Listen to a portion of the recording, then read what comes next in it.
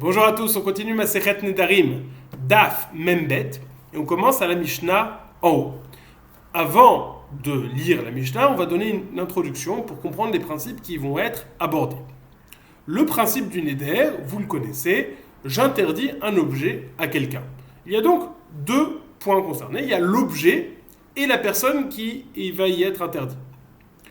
Pour que le neder puisse prendre effet, moi qui vais prononcer ce neder, il faut que j'ai un lien ou à l'objet, c'est-à-dire que ce soit mon objet, ou alors si je n'ai pas de lien à cet objet, il faut au moins que j'ai un lien à cette personne, la personne qui va être interdite, ça veut dire que cet interdit me concernera moi, je suis la personne interdite. Si je n'ai aucun de ces deux éléments, c'est-à-dire que je vais interdire l'objet de quelqu'un d'autre à une autre personne que moi, le neder ne peut prendre effet. Donc dans les cas ça donne, je peux interdire lorsqu'un objet m'appartient, je peux l'interdire à moi-même, je peux l'interdire à quelqu'un d'autre. Lorsqu'un objet appartient à quelqu'un d'autre, je peux l'interdire à moi-même, mais je ne peux l'interdire à quelqu'un d'autre. C'est ce qu'on appelle nirse chavero al chavero. Je ne peux interdire les biens de mon chaver à mon chaver, car je n'ai aucun lien avec cet objet. Ça, c'est le principe de base de Masechet Nedarim. Maintenant, lorsque j'interdis ce bien qui m'appartient, disons ces clés m'appartiennent, je les interdis à quelqu'un d'en profiter. Et puis, au cours du temps, cet objet ne va plus m'appartenir, c'est-à-dire par exemple où je vais le donner, où ça va devenir efker. En tout cas, ils ne vont plus rester en ma propriété. Est-ce que le neder peut rester en effet, c'est-à-dire est-ce que l'interdit va rester ou est-ce que l'interdit va s'arrêter? Ça, c'est une première question. On a dit que je ne peux interdire les biens de quelqu'un d'autre à quelqu'un d'autre. Mais est-ce que lorsque, au moment où j'ai dit le neder, ce bien m'appartient, est-ce que lorsque je vais m'en défaire, l'interdit va-t-il rester ou non? Est-ce que j'ai la capacité d'interdire quelque chose maintenant qui va rester interdit même après que je me sois défait de ce bien ou pas? Ça, c'est question numéro 1 dont nous allons traiter. Question numéro. Donc, reprenons la question. Est-ce que lorsque le bien m'appartient, j'ai la capacité de l'interdire même pour le temps où plus tard il ne m'appartiendra pas? Question numéro 1. Question numéro 2, c'est quand bien même j'aurai la capacité, il faudra définir quelle est l'intention de l'homme. Est-ce que l'homme a eu l'intention de l'interdire uniquement tant qu'il lui appartenait? Ou est-ce qu'il a eu l'intention de l'interdire même après qu'il ne lui appartient plus? C'est la deuxième question. Premièrement, est-ce que ça peut marcher, Birklal? Est-ce que je peux interdire? Deuxièmement, si on suppose que je peux interdire, il faudra définir quelle est l'intention de l'homme qui interdit. Et ça va dépendre des shittot et des langages qu'il va utiliser. Nous pouvons donc attaquer la Mishnah. Nous dit la Mishnah. Hamouda, avant, évidemment, le din dont il faut parler aussi, c'est le din de la shvi'it. La shmita, pendant la shmita, nous savons tous que les fruits et les produits des champs deviennent efker, et donc, c'est là que ça va rentrer en jeu la question dont on a parlé, quelqu'un qui fait un éder avant la shmita, puis maintenant, pendant la shmita, les fruits ne lui appartiennent plus. Est-ce que l'interdit reste en vigueur ou non? Non seulement ça, mais la Mishnah va faire la différence entre deux choses, entre les fruits et le fait de marcher dans le terrain, qui ça ne devient pas littéralement efka, et c'est ce qu'on va traiter dans la Mishnah et dans la Gemara. Nous dit la Mishnah.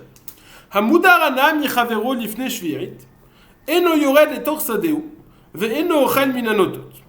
Quelqu'un qui aurait fait un éder, qui aurait l'interdiction de profiter de Shimon, et ce neder aurait été fait avant la shvit, ça veut dire que tous les biens, tous les fruits appartiennent à Shimon avant la shvit, donc l'interdit prend effet. Et maintenant le temps passe et hop, c'est la shmita, les fruits n'appartiennent plus à Shimon. Est-ce que Réhouven reste interdit ou pas? Est-ce que Réhouven reste interdit de profiter des fruits de Shimon pendant l'année de la shmita ou pas? Que nous dit la Mishnah? Hamudarana michavero lifne shvit. Quelqu'un Réhouven qui aurait l'interdiction de profiter de Shimon, et ce neder a été fait avant la shvit. Que se passe-t-il pendant la shvit? Il ne peut marcher dans le champ, parce que ça on a dit que le fait de marcher chez quelqu'un, ça s'appelle avoir une anaa, un profil. Ve'eno ochel minanotot, il ne peut manger des fruits qui pendent sur le chemin, c'est-à-dire, bon, rentrer, il n'a pas le droit d'entrer, mais peut-être s'il est sur le chemin, il y a des fruits qui pendent. On a dit que ces fruits sont FKR. Est-ce qu'il a le droit de les manger? Non, il n'a pas le droit de les manger parce que le neder reste en vigueur. Par contre, ou bashvi'it, si le neder a été fait pendant la shvit, moment où les fruits n'appartenaient déjà plus à Shimon, donc le neder, les chatrila, ne prend pas effet, ou bashvit, et no yored les torsadeu, aval, ochel ou minanetiot anotot, il ne peut toujours pas rentrer dans son champ parce que ça lui appartient toujours, mais ochel ou minanetiot anotot, il pourra manger des fruits parce que le neder n'a jamais pris effet sur les fruits. Donc que voyons-nous dans la Mishnah pour l'instant? On voit dans la Mishnah que quelqu'un qui a fait un neder avant la shvit pour interdire les fruits, le neder reste en effet interdit pendant la shvit, quand bien même les fruits n'appartiendraient plus à cette personne, à Shimon. Si le neder n'a pas été fait concernant la hana'ad, quelque chose de général, mais concernant uniquement le ma'achal, la nourriture, alors il pourra marcher dans son champ, mais si ça a été fait avant la shvit, encore une fois, pendant la shvit, il ne pourra toujours pas manger des fruits. Si le neder a été fait pendant la shvit, il pourra même aller dans le champ et manger les fruits. Ok? Ça c'est la Mishnah. Maintenant nous allons voir une marloquette entre Rav et Shmuel. Rav et Shmuel d'un côté, et Rabbi Yochanan et Resh Lakish de l'autre. Pour l'instant, on ne va pas rentrer dans les différences de la shon qui est utilisée. Est-ce qu'il a dit Nechassim Elou, c'est bien là, ou Nechasai, mais bien, parce que pour l'instant, dans la Gemara ne va pas tenir compte de ça. Il y a un Loran qui explique pourquoi est-ce que la Gemara ne tient pas compte de cette différence de langage à ce moment-là. Mais en tout cas, à ce moment-là, la Gemara ne va pas faire de cette différence. Plus tard, on la fera. C'est pour ça que je l'expliquerai plus tard. Rav ou Shmuel d'Amre Tavayu Nechassim Elu Alecha Lifne Shvit En Yored le Torsadeu Veno Ochel Minanotot Afal Pishi Igia Shvit. Rav et Shmuel disent quelqu'un qui aurait interdit en utilisant les termes suivants Nechassim Elu Alecha Lifne Shvit. Ces biens sont interdits sur toi, et cela a été dit, le neder a été formulé avant la Shvit. Quel est le din? Il ne peut aller se balader dans le champ de son ami, ni manger des fruits de la production, même celles qui pendent sur le côté, quand bien même la Shvita est arrivée, parce que le neder reste interdit. Mais si le neder a été fait pendant la shvit, au moment où le neder a été formulé, les fruits n'appartenaient déjà plus à Shimon, on ne peut les interdire à Reuven. Et donc, il ne peut toujours pas marcher dans le champ, mais il pourra manger des fruits. Ça, c'est l'opinion de Rav et Shmuel, donc, pour l'instant, comme la Mishnah. Rav Yochanan et Resh Lakish d'Amre Tarvayu nechasai alecha. S'il a dit mes biens sont interdits sur toi, Livne shveit en yored le torsadeu ve'en ochel minanotat. Ce neder a été formulé avant la shvit. Alors là, Rav Yochanan et Resh Lakish font la différence. Tant qu'on est avant la shvit, il n'a pas le droit ni de marcher dans le champ, ni de manger les fruits. Par contre, igi shvit en yored le torsadeu aval ochelu et anotot. Au moment où la shvit arrive, et donc les fruits deviennent efker, là, il aura la permission de manger des fruits. Le neder ne prendra plus effet concernant le fait de manger des fruits. Il pourra toujours pas marcher dans le champ parce que ça reste, l'interdit reste, mais il pourra quand même, il pourra manger les fruits. Donc là, visiblement, nous avons une marloquette entre Rav et Shmuel d'un côté et Rabbi Yochanan et Resh Lakish, à savoir, est-ce que le neder va rester pendant la shvit, quand bien même les fruits n'appartiendraient plus à leur propriétaire et seraient efker. Rav et Shmuel pensent que le neder reste et il est interdit de manger les fruits même pendant la shmita. Rabbi Yochanan et Resh Lakish seraient de l'opinion que non. Le Ran explique longuement quelle lecture de la Mishnah aurions-nous selon Rabbi Yochanan et Resh Lakish. Je ne rentre pas dans ce détail. Dit la Gemara. Leima beha kamiflig. Des Rav ou Shmuel savraient en Adam oser davar shebirchuto afilu lach sheyetze mirchuto. Les Rabbi Yochanan et Resh Lakish savraient en Adam oser davar chez Birchuto, l'air chez Yetze Mirchuto. Disons que c'est ça le point de marloquette entre Rabbi Yochanan et Resh Lakish. Et Rav Shmuel. Rav Shmuel pense qu'un homme a la capacité d'interdire quelque chose quand bien même plus tard il sortirait de sa propriété, de son domaine. L'interdit resterait. Tandis que Rabbi Yochanan et Resh Lakish sont de l'opinion que non, un homme n'a pas cette capacité, et donc lorsqu'il interdit quelque chose, c'est limité, lorsqu'il interdit un bien qui lui appartient à quelqu'un d'autre, c'est limité au temps où ce bien lui appartient. Dès que ce bien ne lui appartient plus, par exemple la cheville, tout ça devient FKR, alors l'interdit s'en va. Il n'y a plus d'interdit. Ça, c'est comme ça qu'on va expliquer la marloquette entre Rav Shmuel et Rabbi Yochanan et Resh Lakish. Il a Gemara deux questions. Vetis vera mi ika leman d'amar enanda moser davar shebirchuto l'air sheyetze mirchuto. Est-ce que Rabbi Yochanan et Resh Lakish pensent réellement ça? Ça n'est pas possible. Deux raisons. Imken niflik benechassim elu vekol shekem benechasai. Si tu me dis que la marloque a été dans la capacité à interdire quelque chose pour plus tard, alors il n'aurait pas dû parler dans le terme de nechasai alecha, mes biens sont interdits sur toi, mais il n'aurait pas dû parler dans le terme plus général de nechassim elu, ces biens sont interdits sur toi. Et c'est là qu'on va rentrer dans la différence entre nechasai et nechassim, ce dont j'ai parlé tout à l'heure. Dans Rabbi Yochanan et Resh Lakish, il n'utilise pas le terme de nechassim elu comme ceux utilisés par Rav Shmuel, mais ils utilisent le terme de nechasai alecha, mes biens. Quelle différence entre nechassim elu, les biens, et nechasai, mes biens? Alors la différence est évidente, c'est que lorsque je précise que j'interdis quelque chose qui m'appartient, alors on peut plus aisément comprendre que je limite l'interdit à ma propriété, tant que l'objet m'appartient. Et dès que l'objet ne m'appartient plus, je n'ai plus l'intention, je ne veux pas créer d'interdit. Par contre, lorsque j'ai parlé de façon objective complète, nechassim elu, c'est bien. Alors là, on a plus tendance à dire que l'intention de la personne est d'interdire l'objet complètement, même après qu'il se défait de la propriété de cet objet. Et sur ça, demande la Gemara, si la marloquette n'est pas une discussion dans quelle est l'intention de l'homme. Est-ce que l'intention de l'homme, c'est d'interdire de façon indéfinie, ou c'est d'interdire de façon définie? Pourquoi est-ce que tu changes les langages? Tu devrais dire, quand bien même il aurait utilisé le terme qui a la connotation la plus longue, d'interdire complètement, le terme de nechassim elu, quand bien même un homme n'a pas la capacité de faire ça. Et c'est ça que vous, Rabbi Yochanan et Resh Lakish, si c'est ce que vous pensiez, vous auriez dû dire. Au lieu d'utiliser le terme de nechasai elu, vous auriez dû utiliser le terme, au lieu d'utiliser le terme de nechasai, mais bien, qui là, on comprend la limite qui est mise, tu aurais dû utiliser le terme de nechassim elu. Du fait que tu n'as pas utilisé le terme de nechassim elu, je ne comprends que ce n'est pas une interdiction, ce n'est pas une impossibilité générale, mais on parle juste d'une notion d'intention et de savoir quelle est l'intention de l'homme. Tout le monde est d'accord, donc selon cette question de la Gemara, tout le monde devrait être d'accord qu'un homme a la capacité d'interdire quelque chose, même après qu'il se soit défait de cet objet. Tout le monde est d'accord. La question c'est, qu'est-ce qu'il veut? Est-ce qu'il veut interdire ou est-ce qu'il ne veut pas interdire? Et sur ça, Rabbi Yochanan et Resh Lakish diraient, lorsqu'un homme dit « nechasai », mes biens sont interdits sur toi, il n'a l'intention de créer un interdit uniquement tant que ces biens lui appartiennent. Ça, c'est la première question de la Gemara.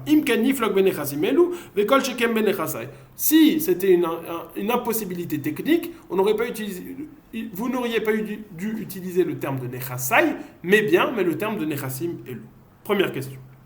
Vetou, nous avons vu que c'est possible. Une Mishnah nous a dit qu'un homme a la capacité d'interdire quelque chose après qu'il s'en soit défait.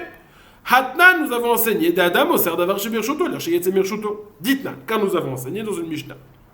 Haomer, c'est une Mishnah dans Baba Kama, qui va être citée plus loin aussi. Haomer livno konem sheata neeneli met yira shenu bechayav ou bemoto imet lo yira shenu. Quelqu'un qui aurait interdit à son fils de profiter de ses biens, de lui-même. Voilà, alors il dit, il interdit à son fils de profiter d'eux. Et qu'est-ce qui se passe? Cette personne, en est âgée, elle vient à mourir. Est-ce que le fils peut profiter de l'héritage ou pas? Alors s'il a dit de façon simple, s'il a juste créé l'interdit, il pourra profiter de l'héritage. Konem Shatane Netli, mais Tirachenu pourra profiter de l'héritage parce que ça n'appartient plus au papa. Ça n'appartient plus au papa, l'interdit donc s'en va, ça passe chez le fils. Par contre, si le père a précisé Bechayav ou Bemoto, si le père a précisé que cet interdit restera tant que le père sera en vie, mais même après sa mort, alors là, le fils ne pourra jouir de cet héritage, ça sera lui légalement, mais il aura un interdit d'en profiter. Il aura un interdit d'en profiter. Imet lo yera chez nous. Nous voyons donc d'ici, dit la Gemara, qu'un homme a la capacité technique, tant qu'il le dit, il a la capacité technique d'interdire plus loin que sa propriété. Et donc ça remet en question l'explication que nous voulions proposer de la marloquette entre Rabbi Yochanan et Resh Lakish et Rav Shmuel. La Gemara accepte cette question et va proposer donc de ce fait de descendre d'un niveau, comme la terminologie utilisée par l'Oran. Et on va dire, la marloquette n'est pas est-ce qu'un homme a la capacité d'interdire quelque chose après qu'il se soit défait de sa propriété. Mais la marloquette est quelle est l'intention d'un homme lorsqu'il dit Nechassim Elou, lorsqu'il dit ces biens sont interdits. Rav et Shmuel sont de l'opinion que lorsqu'un homme dit Nechassim Elou, il a l'intention d'interdire complètement, sans limite, cet objet à son prochain. Tandis que Rabbi Yochanan et Resh Lakish, lorsqu'ils disent Nechassim Elou, ils disent non, quand bien même il aurait dit Nechassim Elou, il a eu l'intention d'interdire uniquement lorsque l'objet lui appartient. Ah, et la Mishnah qui nous a dit que si le père a précisé que Bechayav ou Bemoto, les objets seront toujours interdits, là il a précisé, on ne peut pas être plus explicite. Tout le monde est d'accord que lorsqu'on est explicite pour interdire après coup, on peut interdire. La question c'est lorsqu'on n'est pas explicite, lorsqu'on dit un lachon stam, nechassim elou. Quelle est l'intention? Et comme ça on comprendrait la marloquette Rabbi Yochanan et Resh Lakish. Ça c'est comme ça qu'on pourrait répondre à la deuxième question. Mais la Gemara nous dit mikol makom kashya. J'ai une difficulté sur la première question que j'ai posée. En effet, si toute la marloquette entre Rav Shmuel et Rabbi Yochanan et Resh Lakish était sur Nechassim Elou, pourquoi est-ce que Rabbi Yochanan et Resh Lakish m'ont parlé de Nechasai? Ils auraient dû parler de mes biens. Au contraire, ils auraient dû renforcer en disant même s'il dit Nechassim Elou, le neder est limité. Pourquoi est-ce qu'il parle de Nechasai? Ça, a priori, on est d'accord? Sans le a priori, on est d'accord. Mais comme Kashia. Nous dit la Gemara, et la benechassim elou, koule alma loy pligé. Qui pligé benechasai. Rav ou Shmuel, savrela, loishna nechassim elou, loishna nechasai, adam osem. Et Rabbi Yochanan de Resh Lakish savre, nechassim adam osem. Nechasai, en adam osem. Rav, en réalité, la Gemara veut dire, au vu de cette question, que tout le monde est d'accord dans Nechassim Elou, lorsqu'une personne a dit Nechassim Elou, que son intention est d'interdire complètement. Rav et Shmuel et Rabbi Yochanan et Resh Lakish sont tous d'accord que lorsque j'ai dit ces biens sont interdits, ils sont interdits indéfiniment. Leur point de marloquette, c'est lorsqu'il a dit Nechasai, lorsqu'il a dit mes biens. Est-ce qu'en disant Nechasai, il veut limiter ici le neder? Rav et Shmuel sont de l'opinion que non, tandis que Rabbi Yochanan et Resh Lakish sont de l'opinion que oui. Et c'est ça, ça serait ça la marloquette. Rav ou Shmuel dans les mots savre loishna nechassim elou, loishna nechasai, adam oser. Rav ou Shmuel sont de l'opinion que ça ne fait pas de différence, ça dit nechassim elou ou nechasai. L'intention de l'homme est d'interdire. Complètement. Rabbi Yochanan et Resh Lakish, c'est vrai. Nechassim, adam oser, nechasai en adam oser. Tandis que Rabbi Yochanan et Resh Lakish auraient de l'opinion qu'uniquement lorsqu'un homme dit nechassim elou, on interdit complètement, mais lorsqu'il dit juste nechasai, il met bien, par ça il met une limite que lorsqu'il m'appartient. Dit la Gemara, ça ne me suffit pas. La Shita, l'opinion que tu m'as présentée de Shmuel, de Rav et Shmuel qui disent qu'il n'y a pas de différence entre Nechassim Elou et Nechasai, ça va pas. Ça va pas avec une autre Mishnah. Ve'atna, nous avons enseigné Daf Memvav, plus loin. Haomer le chavero, konem le torbetra shani nichnas, sadecha shani lokeach, met o shemachol acher mutar. Par contre, s'il a dit le baïdze shani nichnas, sadeze shani lokeach, met o shemachol acher, asou. Un homme qui aurait dit à son copain, j'interdis ta maison dans laquelle je n'ai pas le droit d'y rentrer. Ou alors j'interdis ton champ que je n'ai pas le droit de l'acheter. Si Réhouven qui dit ça à Shimon, si Shimon meurt ou Shimon a vendu son objet, et donc ça n'est plus la maison de Shimon, ça n'est plus la maison de Réhouven, Moutar, ça devient permis. Pourquoi ? Parce que étant donné qu'il a dit ta maison, Betra, au Sadecha, alors c'était uniquement lorsqu'il appartenait à Shimon. Ça c'est uniquement lorsqu'il a dit ta maison, toi Shimon. Mais s'il a dit les baïdze, shani nichnas, sadeze, shani lokeach, met oshemachol acher asur. Par contre, s'il n'a pas de parler de façon directe, mais il a dit cette maison, baïdze, au sadechazé, baïdze, au sadeze, shani lokeach, de façon générale. Alors là, l'interdit est illimité. Donc on voit ici bien que dans la Mishnah, on fait la différence s'il a parlé de la personne, de l'objet appartenant à la personne ou de l'objet de façon générale. Lorsqu'il a parlé de l'objet de façon générale, là je suis d'accord que c'est interdit indéfiniment, et ça serait comparable, Baïdze Sadeze, ça serait comparable à Nechassim et Lou. Mais lorsqu'il a dit Betra o Sadecha, qui serait comparable à Betra Sadecha, qui serait comparable à Nechasai, ta maison, ton champ, mes biens. Dans ce cas-là, la Mishnah semble dire que tout le monde qu'on devrait se mettre d'accord que l'interdit ne prend effet que lorsqu'il appartient, que lorsque c'est Baïd Shelcha, ta maison, Sadeh Shelcha, ton champ, Nechasai, mes biens. Mais dès que ce n'est plus mes biens, ni ta maison, ni ton champ, alors là l'interdit s'en va. Donc tout le monde devrait être d'accord sur ça. Tu ne peux pas expliquer Rav Shmuel comme étant en désaccord avec cette Mishnah. Et là qui aimerait réponse de la Gemara finale. Et là qui aimerait Rabbi Yochanan veresh Lakish ben Nechasai. Rav Shmuel ben Nechassim elu velo yuplige. En réalité, vous savez quoi ? Il n'y a pas de marloquette entre Rabbi Yochanan et Resh Lakish et Rav Shmuel. Rabbi Yochanan et Resh Lakish ont dit que lorsqu'un homme dit mes biens, Nechasai, alors l'interdit est limité à moi. Ok, jusque-là tout va bien. Lorsque je dis mes biens sont interdits, c'est uniquement que tant que mes biens m'appartiennent, que l'interdit reste en vigueur. Dès que ces biens ne m'appartiennent plus, il n'y a plus d'interdit. Et ça, Rav et Shmuel sont d'accord. Rav et Shmuel ont parlé d'autre chose. Lorsqu'un homme a dit Nechassim elu, c'est bien. Alors le Ran, il dit même dans un cas où il a dit Nechasai elu. Alors là, on comprend que c'est un petit peu plus ambigu. Il a dit mes biens, mais il a aussi utilisé le terme de elu. Dans ce cas-là, le Ran nous dit, ça sera le même din que Nechassim elu. Donc d'un côté, nous avons Nechasai, mes biens. D'un autre côté, nous avons Nechassim elu et Nechasai elu. Dans ce cas-là, tout le monde est d'accord, et c'est ça ce que disent Rav et Shmuel, que l'interdit sera illimité, même lorsque la personne se sera défaite de sa propriété. Ça, c'est donc ce qui a été dit entre Rabbi Yochanan et Resh Lakish et Rav et Shmuel. Revenons à la Mishnah. Nous avons enseigné dans la Mishnah Uba Shvi'it en yored letor sadeu. Quelqu'un qui a fait un neder pendant l'année de la Shemitah. Alors on a expliqué, ça c'était clair, que lorsqu'il a fait le neder pendant l'année Shemitah, le neder ne peut prendre effet sur les fruits, sur la production du champ, mais il va quand même prendre effet sur le champ. Et ça va provoquer l'étonnement de la Gemara. Pourquoi ?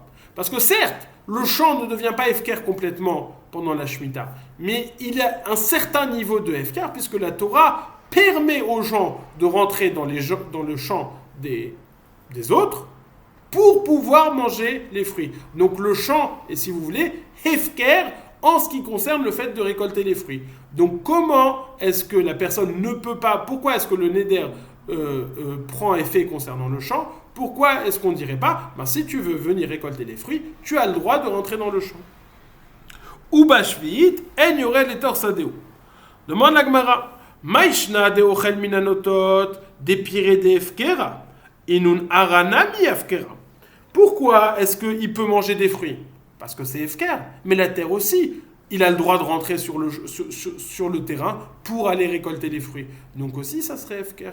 Donc aussi ça serait FKR. Le Neder aussi ne peut pas prendre effet. Pourquoi est-ce qu'il ne peut pas rentrer dans le champ pour aller récupérer les fruits? Amaroula, Beomdi Milanot à la Gvouli. Oula nous dit, c'est vrai, en réalité, tu n'as pas bien compris la Mishnah. La Mishnah nous dit, la Mishnah est d'accord avec le fait que s'il y a des arbres au milieu du champ, tu as le droit de rentrer dans le champ pour récupérer les fruits.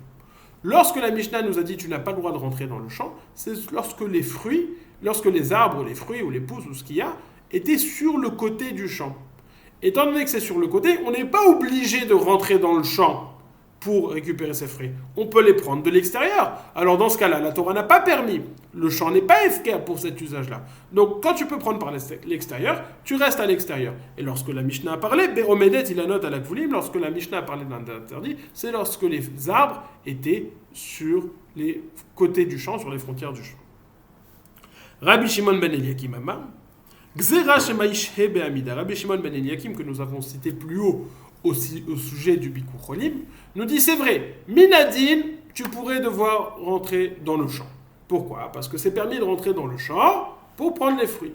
Mais il y a un problème, c'est que c'est permis uniquement tant que tu es dans le champ pour prendre les fruits.